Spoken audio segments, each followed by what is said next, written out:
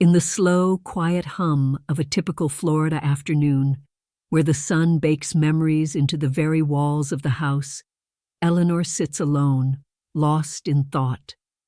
Her thin fingers trace patterns on the armrest of an old chair, carrying the touch of 1,000 stories whispered to her granddaughter, tales that have gone silent with time.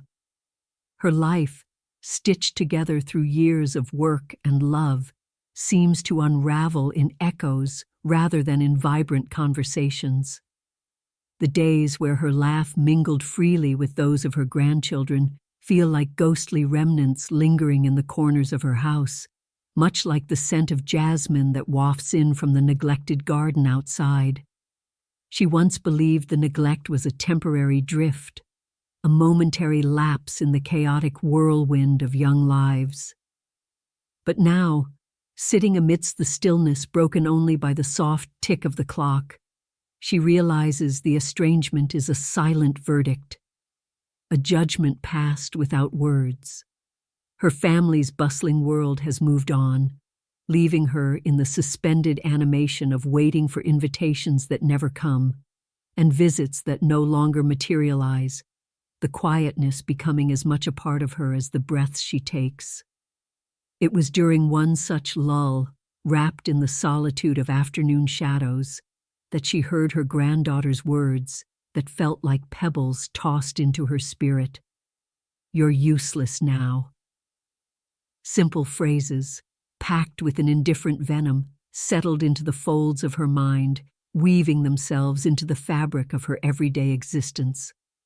To be so casually discarded in the autumn of her years, after a lifetime of nurturing and sacrifice, was an injustice that throbbed with every heartbeat.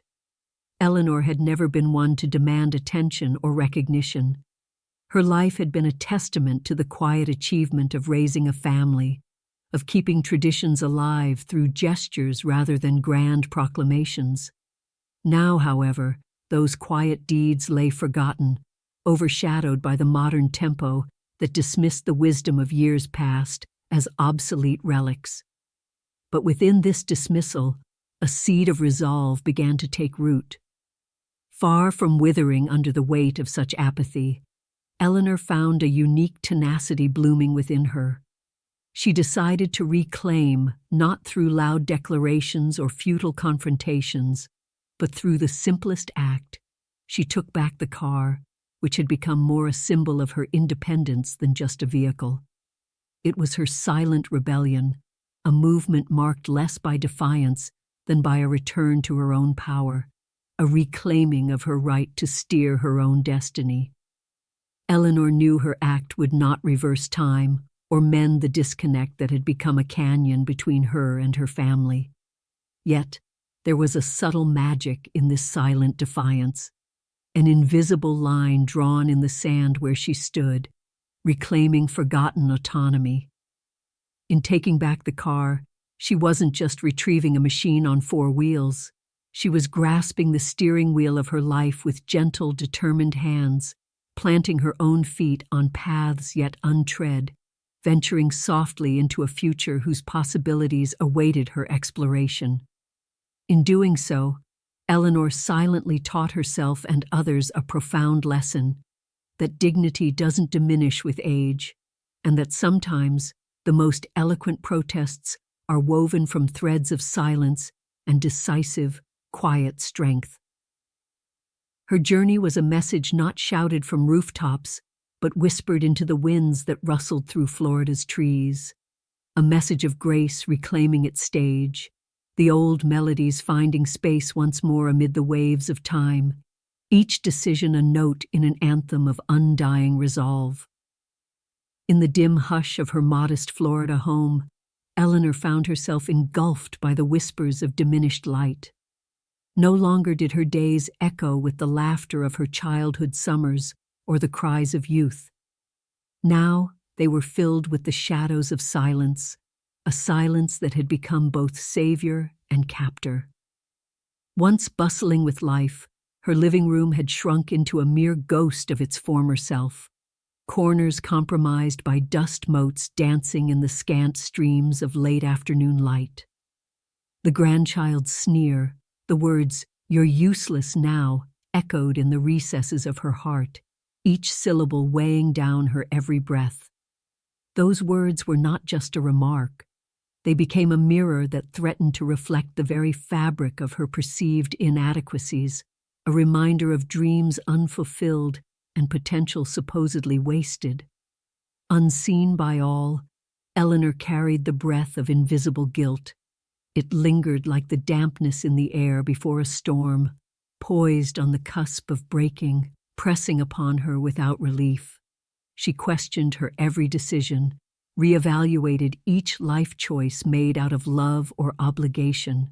She wondered where she had faltered on the twisted path of familial devotion, her heart a battlefield of past innocence and present estrangement.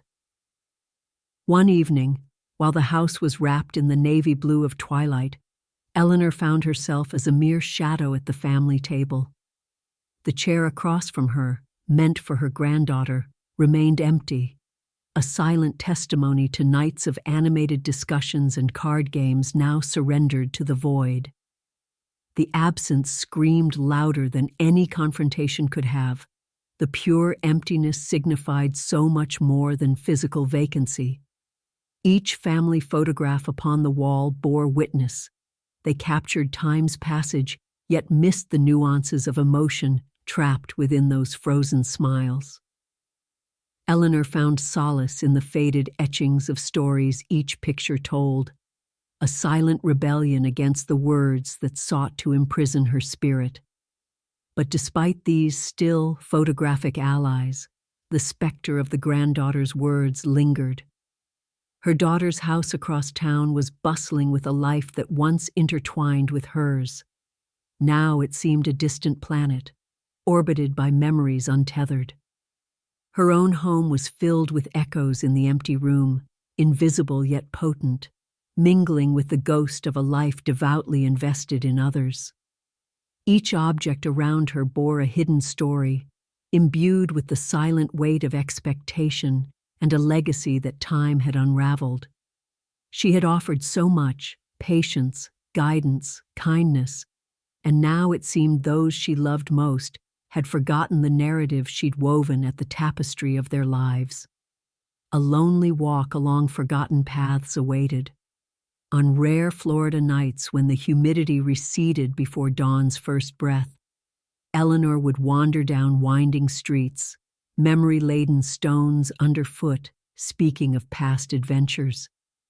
She traversed this physical and emotional terrain, each step a rhythm of reflection and resolution. It was on these walks that she found reminders of herself years agone, a young mother, more vibrant, uninhibited by the constraints now shackling her spirit. The scent of orange blossoms would drift through the air, a memory itself, reminding her that seasons might pass, but some scents, some feelings, remain eternal. As Eleanor strolled, each new dawn unwound the stars, leaving behind a blank canvas, casting her daily with choices unmade. Would she continue to let the reflection of her granddaughter's biting words define her? Or could she find strength in the silence, like a lake unperturbed by the stones cast into its depths? Empowered by these solitary dawns, where the world balanced precariously between night and day, Eleanor decided on a subtle defiance inspired by stillness. She reclaimed more than the car. She embraced her dignity, a wordless declaration to the world, and perhaps most importantly, to herself. Justice does not require a voice, she realized. It thrives in the decisions made in quietude, in reclaiming space, in every step taken, moving forward without ever needing to look back. In the heart of Cecilia's garden, once a sanctuary of vibrant life and laughter, she found herself surrounded by the echoes of a history now overshadowed by an irreparable silence. Here, the roses she had tended with loving hands had lost their fervent blush, their petals strewn like forgotten promises across the crisp earth. The chilled breeze whispered through the garden, carrying an unseen mist of tears mourned by petals quivering under its touch, a testament to loves long since chilled in the winds of familial neglect. The roots of these plants, much like Cecilia's own guarded emotions, lay hidden beneath the frozen soil, yearning for a warmth they seemed destined never to feel again. Each twist and turn of the garden's path mirrored her life's quiet struggles, the paths of her past thorny and intertwined, as if they sought but never found the nurturing sun of appreciation. Every frail tendril spoke of stories untold, silences endured, not out of weakness, but as an emblem of silent resilience. Cecilia's hands, once tender as they caressed the buds just waking into beauty, now mirrored the rigidity of stone thatched in the unforgiving cold of dismissed love. Her granddaughter's words, sharp and unkind, had forged chains unseen that shackled her heart, turning warmth to chill and hope to resignation. This garden, like her life, had been a place of vibrant potential, now echoing with the faint whispers of clipped wings of past joys that had fluttered with celebrations of family that never came. Within the quiet scorn of unspoken words, the silence screamed. It was louder than any harsh words, more cutting than any shouted resentment. The unacknowledged glance, the dismissive gesture, they were the real tyrants of her days. The longer the silence persisted, the more it seemed to hollow out the space within her, removing any lingering vestiges of family warmth like the stark bareness a gust of wind leaves behind. It was not that Cecilia hoped for marvelous gestures of apology, nor for grand acknowledgments of past wrong. She sought just the smallest tether of acknowledgment, a single glance of respect that would validate her decades of sacrifice and unsung devotion. Her strength had always been in this, voicing her perseverance without the need for words, resisting without confrontation, standing firm and erect as an ancient oak amidst the storm of dismissed importance. The tender hands of her soul, those same hands that had nurtured and built lives alongside her own, were turning hard. They were not fists to be raised in rebellion, but had become stony outposts, memorials that stood witness to the life she crafted and to every seed she planted, both in the earth and in the hearts of those she loved. Each decision, each act of quiet resistance posed a reminder to the legacy she cradled, a legacy felt in the soil she worked and the air she breathed. In the silence of her actions, in the annulment of words, Cecilia's self-worth grew not through the validation of others, but through the realization that she could reclaim dignity without needing to shout. The call of her garden, the remembrance of each bloom tended and each harvest reaped, was a testament to a truth lived, that even among wilted affections lies the profound poignancy of untold tales, stories that could neither be marked by anger nor smothered by indifference. In this garden of wilted affection, Cecilia stood not awaiting vindication, but rather basking in the awareness that she, tethered as she was to this place by roots unseen, remained an indomitable spirit. As seasons turned, so would hearts, she mused. She knew that if ever recognition came, it would not diminish her, for even silent justice was a poem of yearning spoken by those who, at last, understood not the things she said, but the spaces in silence she left behind. She stood in the kitchen, the heart of a house that had witnessed births, milestones, laughter resonating off its well-loved surfaces. In her solitude, the kitchen felt hollow, a tribute to chapters of family history now relegated to silence. Her hands trembled as she clutched the counter, the very hands that once baked birthday cakes and sewed Halloween costumes. Yet, behind a practiced mask, her smile wavered, masking the tremors of her heart beneath layers of well-worn grace. In the hollow air of the room, her granddaughter's words lingered, a sneer with the power of 1,000 small cuts. "You're useless now," echoed through her mind, reverberating off the walls like a haunting melody she couldn't silence.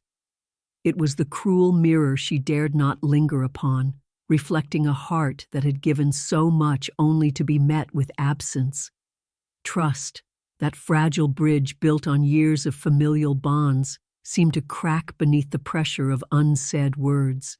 Each silent breath shared during and after the confrontation felt like glass underfoot, threatening to fracture with sheer intensity of grief held at bay. Each step she took from that moment echoed deeper than any words spoken out loud. Her trust, once given freely and without hesitation, now gathered dust, locked away in the recesses of her heart. The letters she'd never written, notes of reassurance or disappointment that never left her pen, floated in her mind, spectral and bittersweet. In imagined ink, she would explain the depth of her love, her reasons, her hopes sewn into every stitch of a quilt knitted through generations. Instead, these yearning words lay unwritten, landscapes of love uncharted, captured only in the twinkle of her eyes when she looked upon them. Every door in her home, once a passage of open welcome, now felt like a barrier, an unwelcome halt to the openness she'd cherished. Behind each frame was a story, a memory, a snapshot of joy now faded under layers of family tensions, unspoken yet understood. To open them meant unveiling these heavy silhouettes, each swing heralding an invasion of that which she could no longer close away. Even gifts, once given with simple expectation of delight, now lay untouched, a festoon of unnoticed generosity. Each act of love through material form had become invisible, eroded under the weight of taken-for-grantedness. They were reminders of warmth turned cold, offerings unacknowledged, gathering dust in the corners of lives she'd touched. These were emblematic of a larger regret, the soft surrender of acknowledgement she sought, yet seldom received. In this swirl of silent grievances and unseen sacrifices, she carried the weight of her dignity. To her, silence was not submission. It was a form of quiet rebellion. The strength she bore lay not in words or confrontation, but in a deep-rooted knowledge that she could, and would, take back the narrative she had crafted with love and quiet power. Each crease upon her skin, each gleam in her eye, whispered of a world that would remain unburdened by bitterness. She knew her worth, whether they chose to see it or not. No harsh words could diminish the woman she had become through decades of resilience. Here, amidst unyielding heartbeats and veiled truths, the decision loomed as clear as morning light, filtering through curtains. It was time to reclaim what was hers, not as an act of revenge, but of self-restoration. The car, once the vehicle of her autonomy and joy, would not be her anchor to discontent. No longer would it serve as a tacit reminder of her grandchildren's dismissive cruelty. It was time to take back the keys to her own life, both literally and figuratively, and steer into a tomorrow where she remained the author of her own chapter, silent and unwavering in her quest for justice, dignity, and peace. Her decision, like her, would ripple quietly yet resonantly through the lives of those who had forgotten the hand that had built their bridge home. Anne sat in her small, softly lit living room in Florida, a place once alive with the laughter of her grandchildren, now echoing only the distant hum of memories. The walls seemed to lean in, whispering the stories of past gatherings, birthday parties, and Christmas mornings filled with warmth. But those stories, like Anne herself, had gradually been quieted, overshadowed by newer, louder voices that didn't bother to listen. In her granddaughter's sharp words, "You're useless now," Anne heard more than just teen defiance. It opened a chasm within her, reverberating like the rustling leaves of lost opportunities. Each rustle was a moment unseized, a chance to have spoken up, demanded respect, or simply held her ground. They drifted by, like dry leaves skating over an autumn lawn, reminders of where she faltered, yet also clues of where her strength truly lay. In the quiet ferocity of her perceived weakness, Anne found a paradoxical strength. Her granddaughter's dismissive sneer was not unlike the many dismissals she received subtly over the years from those she loved and served selflessly. In these moments of neglect, she discovered a remarkable resilience laying dormant, much like a seed buried under snow waits for spring. It was not grand or ferocious. It was gentle, yet unwavering. In that quiet, she understood that weakness doesn't preclude strength. It often nurtures it in the secret hours of solitude. Anne's charm had always been her unwavering belief in people's goodness, and yet, as life would have it, scars were often inherited down the lines, left unmended. Her own mother had taught Anne about perseverance and grace, but also about silent suffering. Anne had vowed to be different, to ensure no scars remained untreated in the familial fabric she worked so diligently to weave. Inheritance is not only about land and belongings, it's also about the emotional legacies we pass down. Anne realized now, as she reflected deeply, that she'd been absent from some battles that could have shaped less turbulent paths for her dear ones. In her silence, she had inadvertently taught acceptance of ill treatment, mistakenly believing love would conquer all. But the challenge lay not in loving those who were easy to love, but in guiding those who weren't. This deep-seated realization only firmed her midnight resolve. She sat quietly one night, the weight of decades heavy on her shoulders, realizing it was time for a symbolic act of defiance, not for revenge, nor for a showdown, but for herself. Anne decided to take back something tangible, a small car, which, though modest, was a token of independence and dignity. In doing so, she was reclaiming a part of herself that had been unjustly bartered in the silent exchanges of family life. The act of taking back the car was Anne's own version of a soft roar of inner thunder, not to draw attention or provoke, but to affirm her silent, steadfast strength. In taking the car, she would not only regain control, but also subtly remind her family of her presence, her autonomy, and the history they seemed eager to overlook. It was a move woven with purpose, an assertion not loud but profound. As Anne mused over the delicate tendrils of her decision, she felt a warm certainty blanket her. Her life, marked by acts too quiet to register on the surface, was composed of uncharted depth only she truly knew. The car was not just a vehicle, it was a journey back to herself, an unspoken statement about the value she retained, independent of external validation. It wasn't about taking back power from her granddaughter, but showing herself she had never truly lost it. In believing deeply in her newfound resolve, Anne found not just a remedy to the echoes of past grievances, but a hope seeded for the future's unexpected turns. Her act of quiet rebellion would become a story not of clash, but of quiet dignity, a testament to the subtle, unyielding beauty of strength in silence. As the night folded around her, Anne understood that justice doesn't need to shout. It can simply stand firm and let the echoes carry its message. As she stood in the quietude of her small Florida kitchen, the soft hum of the refrigerator seemed to grow louder, echoing the unresolved tumult within her. This once vibrant room, where aromas of Sunday brunches lingered in the walls, now felt like a forgotten theater, holding on to the memories of happier times. It was here that Eleanor faced the tangled threads of resolve that held her life together, fragile as they were. The comment made by her granddaughter had been haunting her.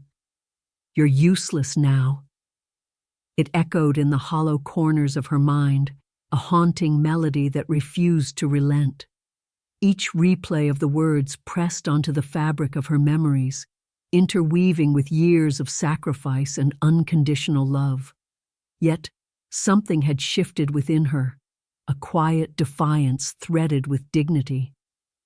Each morning she woke, she found herself tangled not in despair, but in an evolving determination. It was this quiet resolve that others often mistook for submission. Eleanor knew the truth. Silence was not her defeat, but her armor.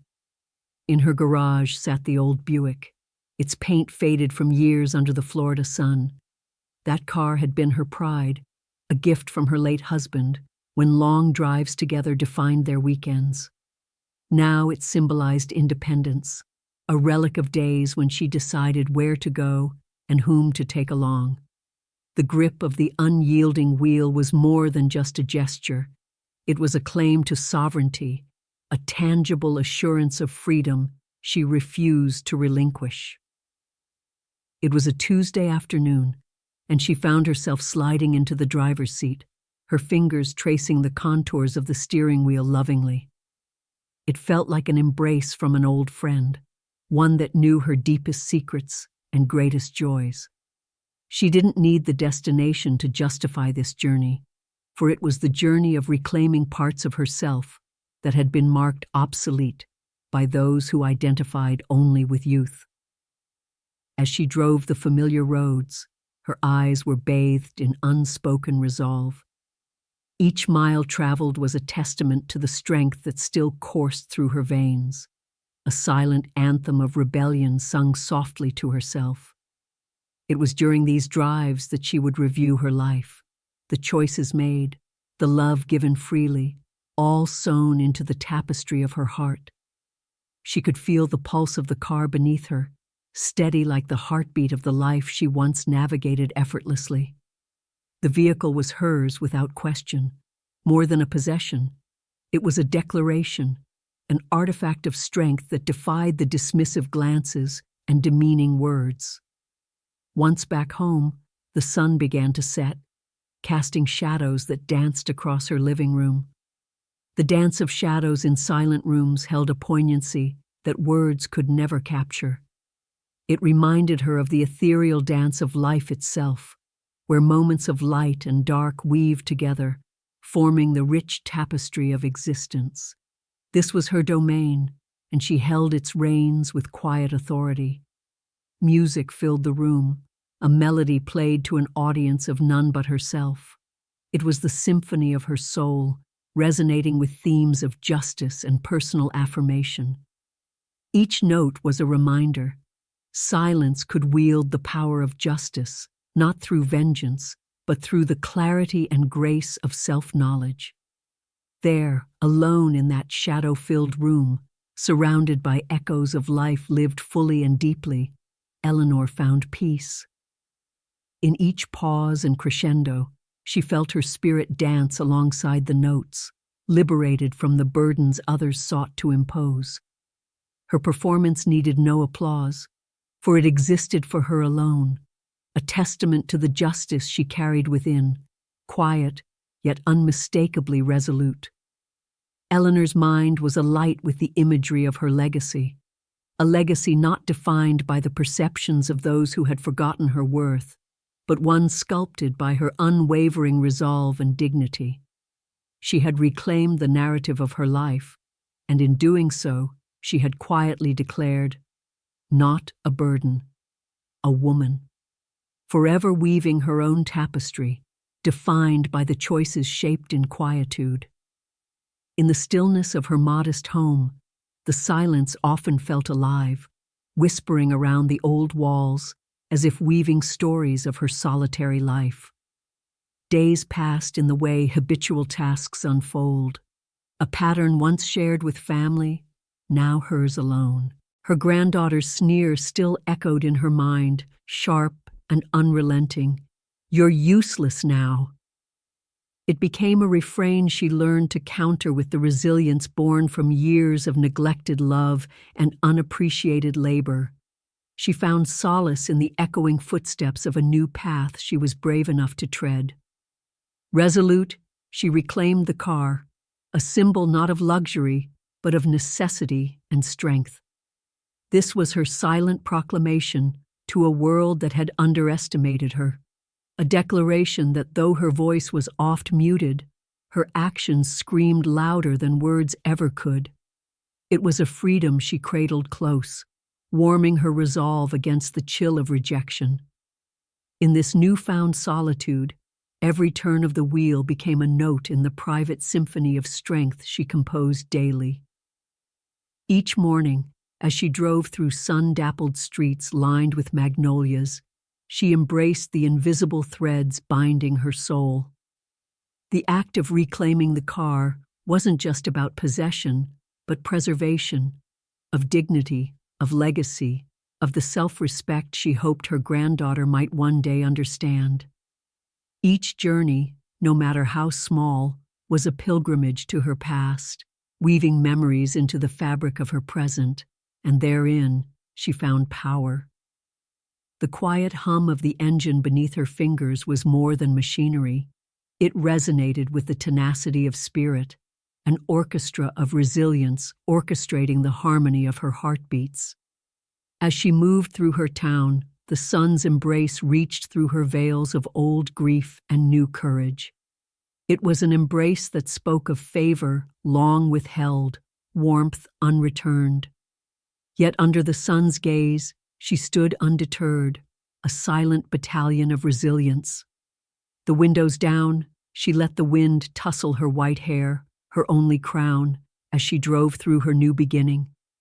Each sunbeam that danced across her face felt like anointing, as if the universe itself paused to honor her journey, a quiet acknowledgement erased by none. Her home, once a realm of fulfilled roles now inhabited by absence, reflected her solitude in still waters. She stood by the pond, where her reflection proffered lessons in courage, a face lined not with years wasted, but with battles survived. She had aged into wisdom, not despair, and that was her defiance, a refusal to be the sum of others' diminishment. The pond mirrored back gratitude for wounds that taught survival, for scars that spoke more eloquently than any poetry of youth. In these moments, as the world receded into the canvas of twilight, she found a mirror in the water that could not betray. It returned to her, a woman not defined by the absence of others' love, but enriched by each act of quiet, profound self-love. Her solitude had birthed tenacity, and her journey, once through alleys of despair, had now painted a road back into herself, piece by reclaimed piece. This was her daily reflection in still waters, courageous, intact, an unwritten verse of a woman's enduring grace. Through these frames of her life, she understood deeply why dignity doesn't scream but decides to walk, to reclaim, and to live as unabashedly and as beautifully as those who learned that strength in silence is the mightiest of armors. In the heart of Florida, where the sun rises to paint the sky with gentle hues and whispers of forgotten warmth, an elderly woman, once thought of as a fading presence in her own family, found herself in the quiet embrace of her own unfurling. She was called useless by the youthful arrogance of her granddaughter, a statement that cut deeply into her soul like a bitter wind through old bones. Yet, in the silence that followed, she began to notice the resilience of her inner garden silently flourishing, much like the firm roots of an ancient tree that remained steadfast even in storm. She had always nurtured others, her love growing into every corner of her life, leaving little room for the self-care she now found necessary. The name-calling, the dismissive sneers, they echoed around her until they coalesced into a singular moment of awakening. The helplessness she had felt was transformed into a gentle whisper, reminding her of her strength, for she was deeply rooted, unyielding even as the world around her attempted to redefine her. In this new dawn, each decision became a petal, releasing its own fragrance of silent resolve. The years of being sidelined in her own narrative became compost for her spirit, rich with lessons of patience and quiet defiance. She realized she could not bloom in the shadow of resentment or beg for recognition that never came. Instead, she moved quietly, reclaiming pieces of herself she had given away too freely, starting with the keys to a car once thought of as a necessity for others, now a symbol of reclaiming her independence. Her transformation was not loud or brash. It was a silent dance where she moved gracefully around the emotions that once held her captive. Her rhythm was one of self-respect, and each step was deliberate. In reclaiming small pieces of her past authority, she found the rhythm of her heart aligning with a melody of hope and liberation that had long been muted. Though her family failed to recognize her rebirth, the subtle radiance of her blossoming could not be ignored. It was an unrecognized bloom, thriving in the moments between present and past, her silent strength echoing through time. She did not need their understanding, for her validation came from within, a light that illuminated the path of her unexpected journey. Each morning, as she walked amidst the chirping life of her garden, she realized how much power resided in companionship with her surroundings, each bloom a testament to her enduring spirit. The world, she realized, was larger than the confines of misunderstood relationships, and life outside the oppressive expectations of familial criticism was vibrant and welcoming. Her heart, which had weathered many seasons of joy and adversity, now rested in a spring of its own making. Every action she took was colored by years of wisdom, now distilled into quiet discernment. She understood that one does not need to shout to be heard, and the true power lay in the decision to stand firm in her beliefs, in her worth, and in her journey. The reclamation of her life, starting with a simple key, was an act of quiet defiance.